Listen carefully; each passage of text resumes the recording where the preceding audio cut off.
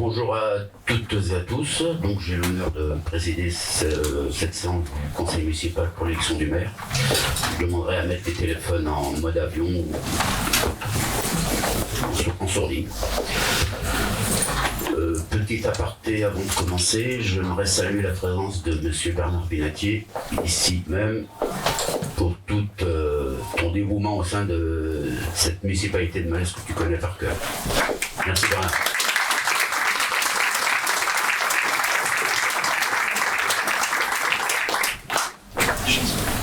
Et donc je déclare la séance ouverte à 10h30. C'est bon. Alors mesdames, messieurs, à la suite des élections municipales du 15 mars 2026, il m'appartient d'installer la nouvelle assemblée municipale dans ses fonctions. Ainsi, je déclare la séance d'installation du conseil municipal de Malaises ouverte. Je déclare les membres suivants, présents et absents, installés dans leurs fonctions de conseillers municipaux. Je commencerai donc par monsieur Yves Ferré, présent. Madame Isabelle Lemarchand, présent. Monsieur Marc-Olivier Ferrand, Présent. Madame Christelle Renaud, Présente. Monsieur Yvan Lagadeuc, Présent. Madame Guylaine Gapillon-Lorette, Présente. Monsieur Sylvain Lecomte, Présent. Madame Yolène Tétard, absente, Monsieur Jean-François Cantet, Présent. Madame Françoise Sourdin, Présente. Monsieur Florian Vinclair, Présent. Madame Marie Renarc, Présente. Monsieur Vincent Louveau, Présent. Madame Christine Lebaille-Coulange, Présente. Monsieur Didier Tezelet, Présent. Madame Christelle Barbier, Présente. Monsieur Maël Goudebarge, Présent. Madame Marina Blondel, absente. Yves Gauthier, présent. Madame Anne-Thérèse Goujon, Présente. Monsieur Christophe Moisset, Présent. Madame Marie-Christine Joliet, Présente. Madame Sylvie Virol, Présente. Monsieur Jérôme Cornière, Présent. Madame Béatrice Valette, Présente. Monsieur Gilles Leroc, Présent. Madame Marion Loira, Présente. Monsieur Jean-Michel Philly, Présent. Madame Magali Bouteloup-Offray. Présente.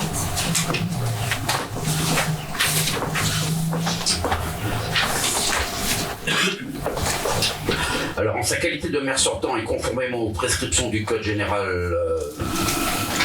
des collectivités territoriales, M. Claude Jaouen a convoqué le nouveau conseil municipal pour son installation, l'élection du maire et des adjoints du 21 mars 2026 à 10h30. La séance se tiendra donc ici même. Je vous invite à choisir mon secrétaire de séance conformément à l'article L 21-15 du Code général des collectivités locales. Il est proposé de désigner Marie-Christine Joliet. Tout le monde est d'accord ? Oui. Merci. Nous allons maintenant procéder à la validation du procès-verbal de la séance du conseil municipal du mardi 25 février 2026. Y a-t-il des remarques ou des objections ? Non. Bon, donc conseil municipal du 25 février validé. En l'absence de points particuliers, le procès-verbal de la séance du conseil municipal du 25 février donc est validé. Nous allons procéder à l'élection du maire et des adjoints sous ma présidence en ma qualité de membre le plus âgé du conseil.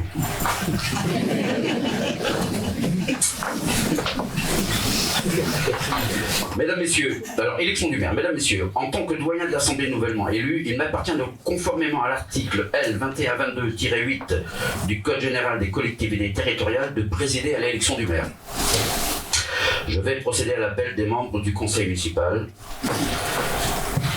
et pour le vote. Donc, on y va.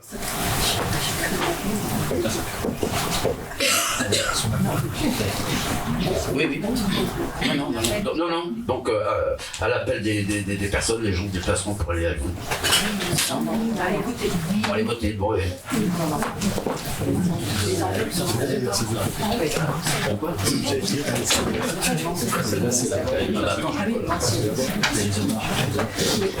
Alors, il y a un petit bug, mais bon, ça arrive.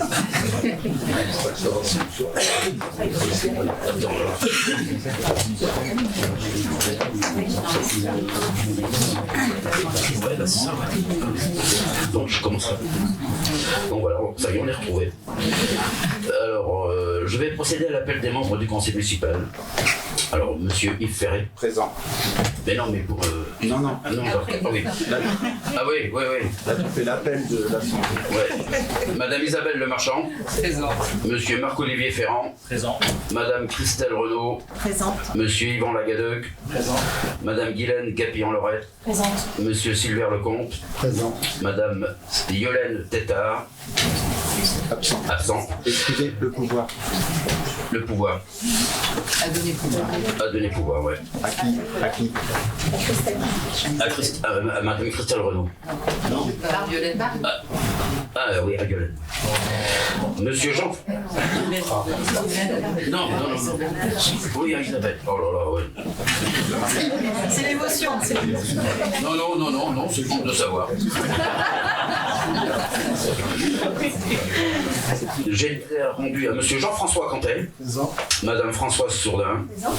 Monsieur Florian Vinclair. Présent. Madame Marie Renard. Présente. Monsieur Vincent Louveau. Présent. Madame Christine Levaille-Coulange. Présente. Monsieur Didier Tezelet. Présent. Madame Christelle Barrier. Présente. Monsieur Maël Goudebarge. Présent. Madame Marina Blondel. Absente, donner pouvoir à Christelle Barbier. Et j'en étais rendu où, moi? Alors, à ma pomme, Yves Gauthier présent. Madame Anne-Thérèse Goujon. Présente. Monsieur Christophe Moisset. Présent. Madame Marie-Christine Joliet. Présente. Madame Sylvie Virol. Présente. Monsieur Jérôme Cornière. Présent. Madame Béatrice Valette. Monsieur Gilles Leroc. Présent. Madame Marion Loira. Présente. Monsieur Jean-Michel Philly. Présent. Madame Magali Bouteloup. Présente. Donc je constate 27 conseillers présents et 2 procurations. La condition du quorum posée à l'article L 2122-17 du Code général des collectivités territoriales est remplie. Le quorum est atteint si la majorité de ses membres en exercice est présente. Seuls les membres présents sont comptabilisés dans le quorum. Nous allons maintenant procéder à l'élection du maire dans les conditions prévues aux articles L 2122-4 et L 2122-7 du Code général des collectivités territoriales. Le maire est élu au scrutin secret et à la majorité absolue parmi les membres du conseil municipal. Si après 2 tours de scrutin, aucun candidat n'a obtenu la majorité absolue, il est procédé à un 3e tour de scrutin et l'élection a lieu à la majorité relative. En cas d'égalité de suffrage, le plus âgé est déclaré élu. C'est peut-être une chose. Je propose pour la constitution du bureau que l'Assemblée désigne un assesseur issu de chaque liste en présence de un ou une secrétaire de séance de la liste du groupe majoritaire. Il est proposé de désigner Madame Christine Levaille-Coulange comme secrétaire, Maël Goudebarge pour notre majorité, et assesseur, il en faut... Pardon, il manque une page. Et un assesseur de chaque liste à désigner.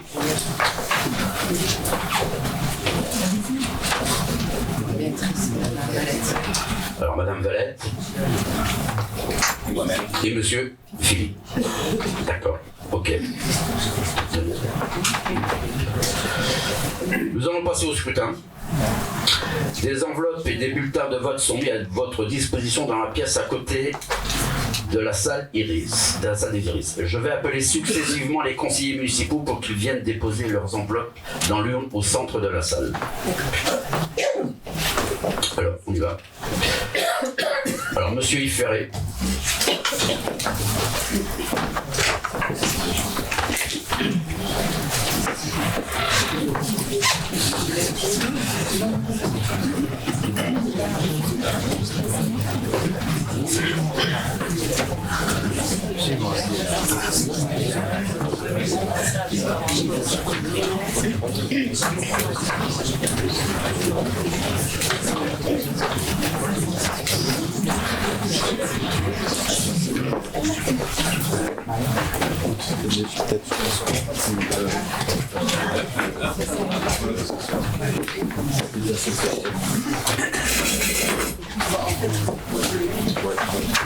Non, bah écoute, on peut juste. À voter. Oui. Madame Isabelle Lemarchand.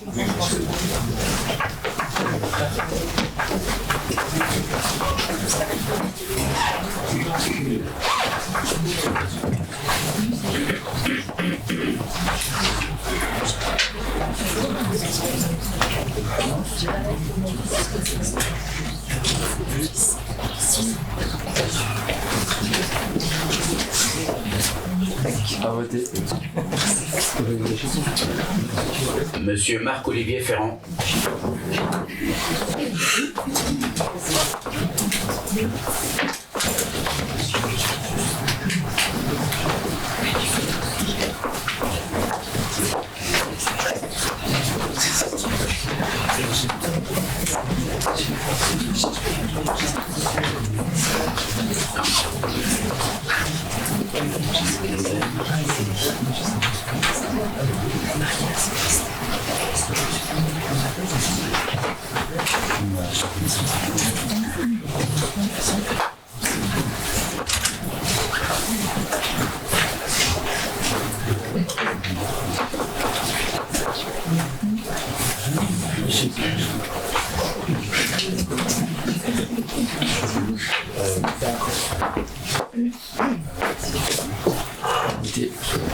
Madame Christelle Renaud.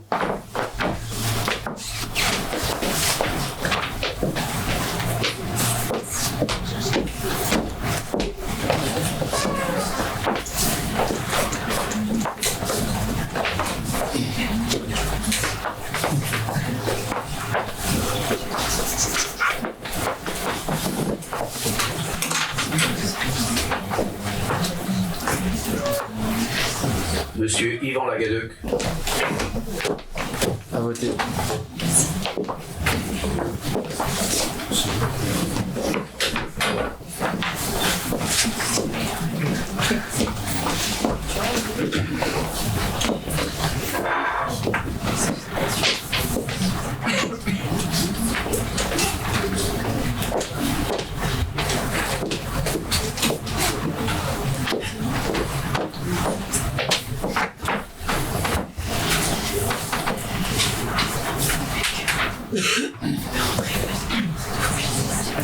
Madame Gap. Madame Guylaine Gapillon-Loret. À voter.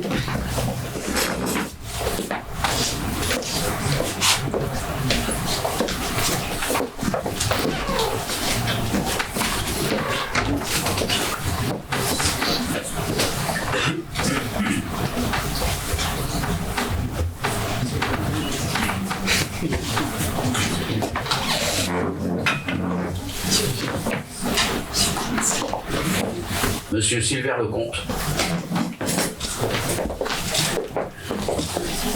À voter.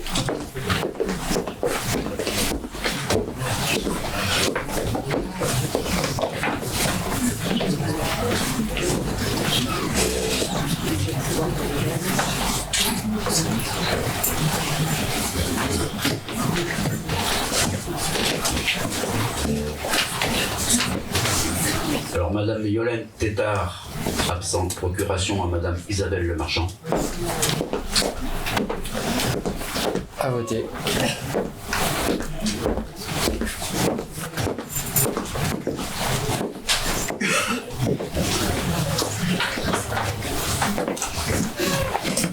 Monsieur Jean-François Cantet. À voter.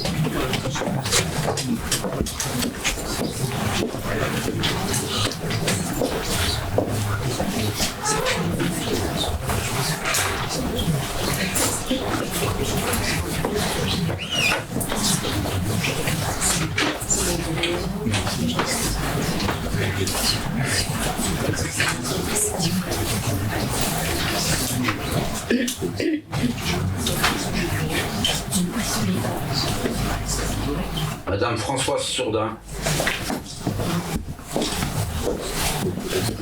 À voter.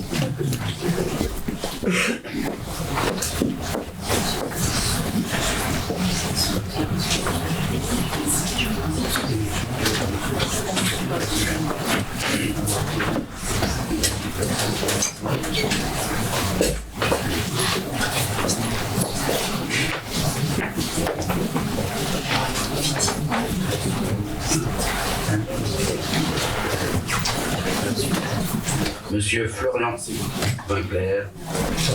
À voter.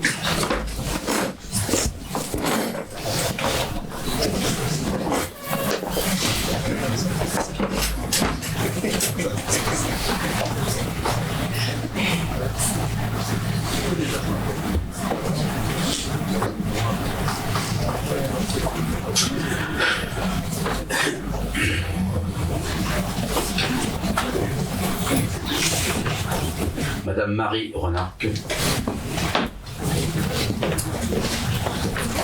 À voter.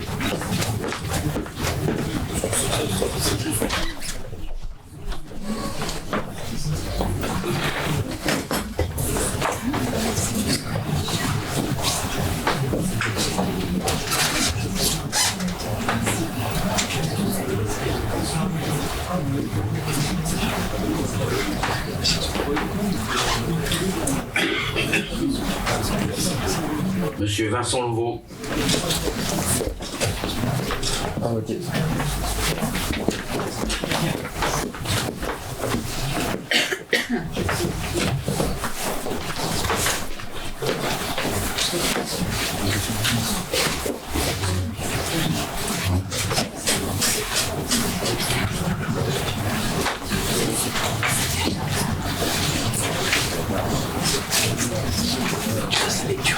Madame Christine Lebaille-Coulange. À voter.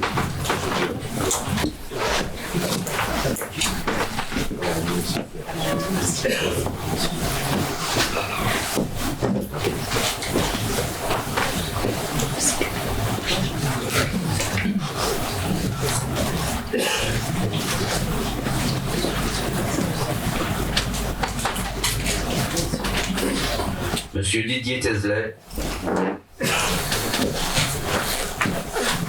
À voter.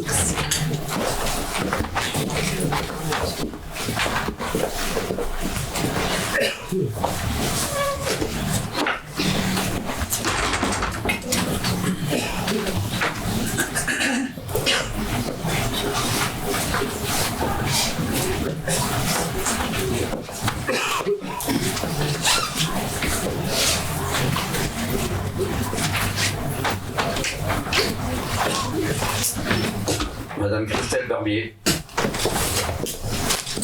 À voter.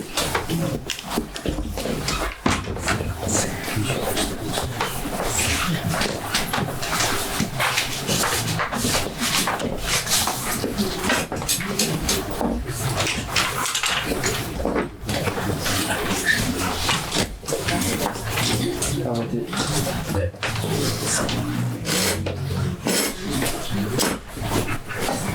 Monsieur Maël Goudbarge.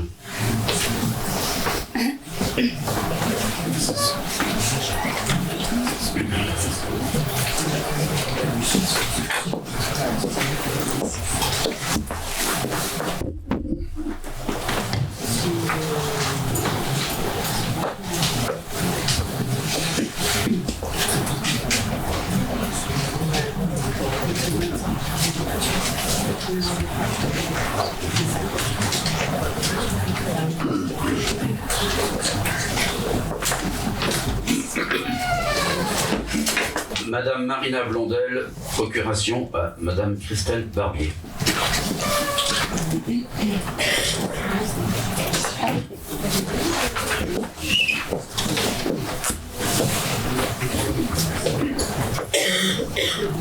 Et donc Yves Gauthier.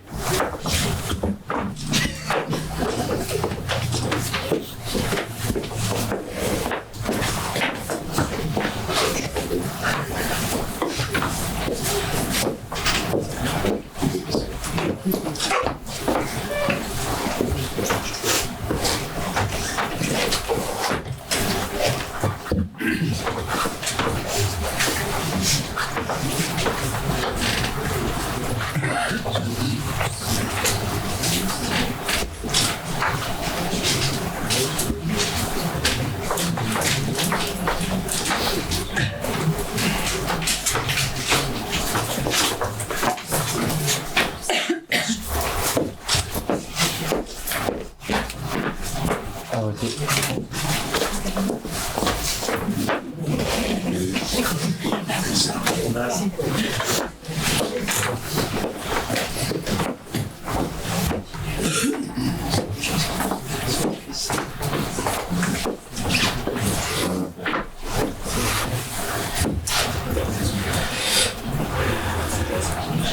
Madame Anne-Thérèse Goujon.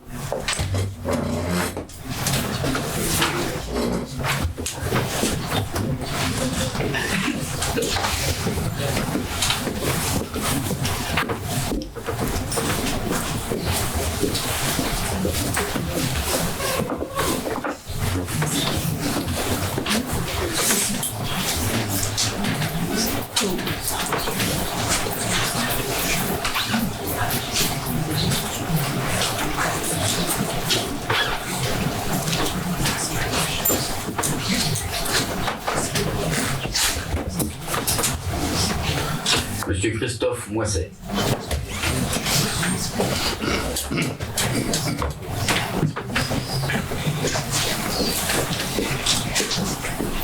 À voter.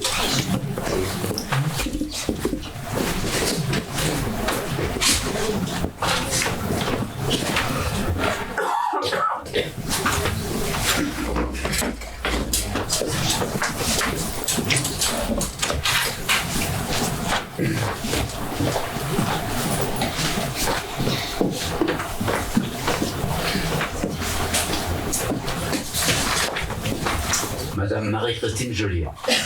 À voter.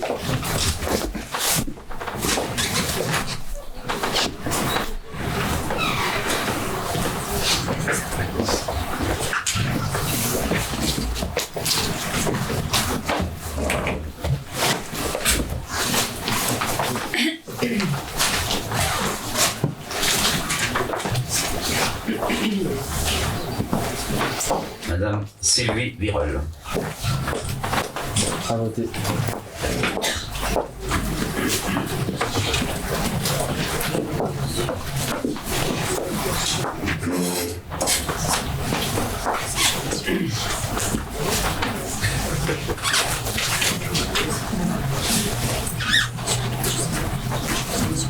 Monsieur Jérôme Cornière.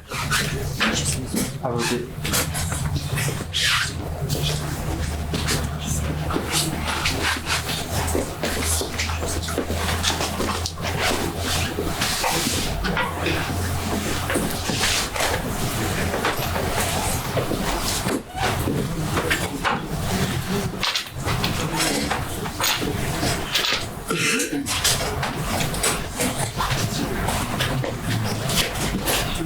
Madame Béatrice Valette. À voter.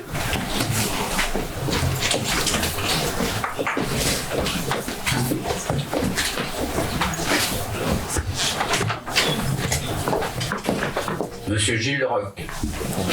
À voter.